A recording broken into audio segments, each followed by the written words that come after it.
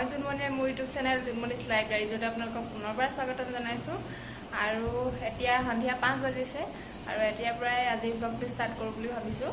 বৰ্তমান মই ওলাইছোঁ পূজালৈ, সেইদিনা যে দেখাইছিলোঁ গণেশ পূজা তালৈকে, কাৰণ মূৰ্তি বহোৱা হৈ আছে।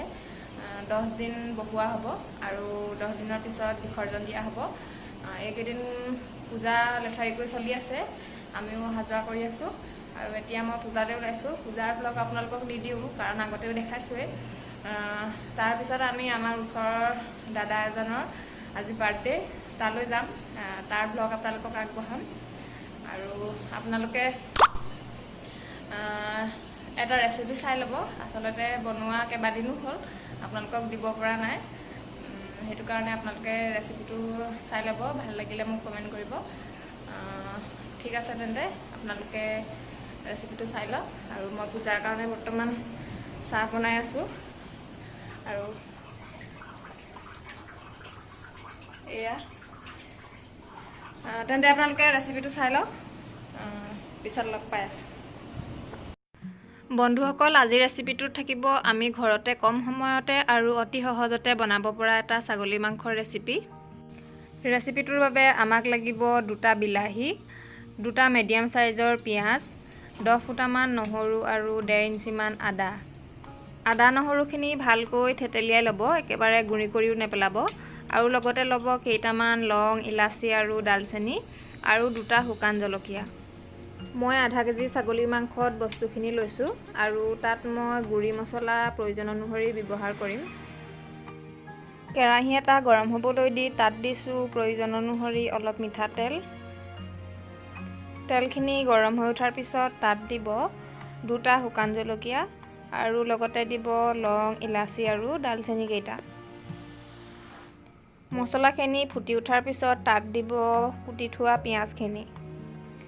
পিঁয়াজখিনি অলপ ৰঙচুৱা পৰাৰ লগে লগে তাত পুনৰ দি দিব আদা নহৰুৰ খুন্দি থোৱাখিনি। ক্ষমা কৰিব, মোৰ তাৰ ভিডিঅ' ক্লিপটো ল'বলৈ থাকি গ'ল। আৰু সকলোখিনি ৰঙচুৱা পৰাকৈ ভজাৰ পিছত তাত বিলাহীখিনি এড কৰি দিব আৰু প্ৰায় বিলাহীখিনি গলি যোৱালৈকে ভালদৰে ভাজি থাকিব। বিলাহীখিনি দিয়াৰ পিছত মই প্ৰায় 5-6 মিনিটমান সকলোখিনি ভালকৈ ভাজি লৈছোঁ আৰু এয়া বিলাহীখিনি সম্পূৰ্ণ গলি গৈছে। আৰু ইয়াত মই এতিয়া এড কৰিছোঁ প্ৰয়োজন অনুসৰি হালধি আৰু লগতে অলপমান ধনিয়াৰ গুড়ি আৰু লগতে অকণমান জিৰা গুড়ি। গুড়ি মছলাখিনি দিয়াৰ পিছত মছলাখিনি প্ৰায় ভালকৈ 1 মিনিটমান মিহলাই লৈছোঁ। আৰু এতিয়া তাত এড কৰিম ছাগলী মাংসখিনি। মাংসখিনি দিয়াৰ পিছত সকলোবিলাক ভালকৈ হেতাখনেৰে অলপ সময় লৰাই থাকিব, যাতে মছলা আৰু মাংসখিনি ভালকৈ মিহলি হৈ যায়।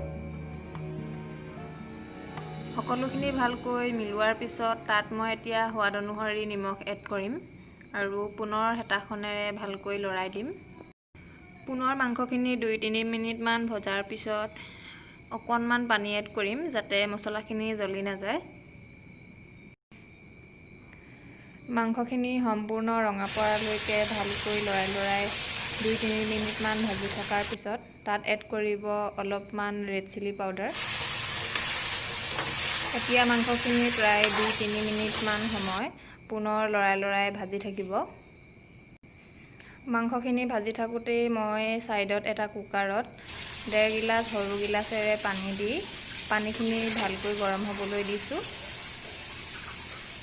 উতলি থকা পানীখিনিত মই সিজি থকা মাংসখিনি দি দিম আৰু সকলোখিনি ভালকৈ মিহলাই ঢাকোন মাৰি প্ৰায় 1টা চিটি অহালৈকে সিজিবলৈ দিম।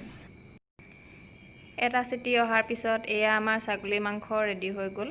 আৰু যদি ভাল লাগে তেন্তে আপোনালোকে ৰেচিপিটো ট্ৰাই কৰিব পাৰে। অকল মই যে কৈছিলোঁ আমাৰ অসমৰে এজন দাদাৰ জন্মদিন আছে বুলি, এয়াই সেই দাদা।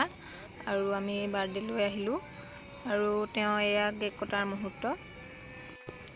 দাদা এতিয়াও CISFতে কৰ্মৰত আৰু তেওঁৰ আজি 52 বছৰ সম্পূৰ্ণ হ'ল।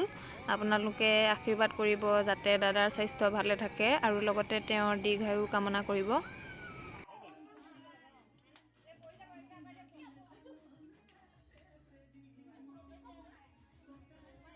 এয়া দাদাৰ ছাইডত বৌ আৰু তেওঁৰ সৰু ছোৱালী। ডাঙৰজনী বৰ্তমান আমাৰ অসমত কাজিৰঙা ইউনিভাৰ্চিটিত পঢ়ি আছে। তাই বৰ্তমান ইয়াত নাই।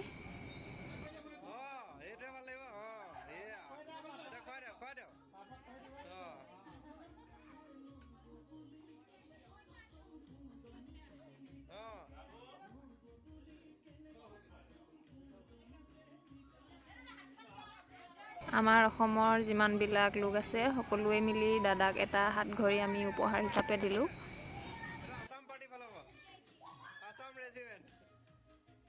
হেল্ল' গাইজ, এতিয়া বাৰ্থডে পাৰ্টিত আছো আৰু এয়া যিমানবিলাক দেখিছে সকলোবিলাক অসমৰ হয়। এয়া আমাৰ বাৰ্থডে বয় এয়া দেই। আপোনালোকে হেপী বাৰ্থডে কৈ দিব আৰু যাতে ভৱিষ্যতটো সুখৰ হয়। আৰু এয়া আমাৰ সকলোবিলাক অসমৰ হাই কৈ দিয়ক। মোৰ চেনেলটো ছাবস্ক্ৰাইব কৰি দিলে কৈ দিয়ক।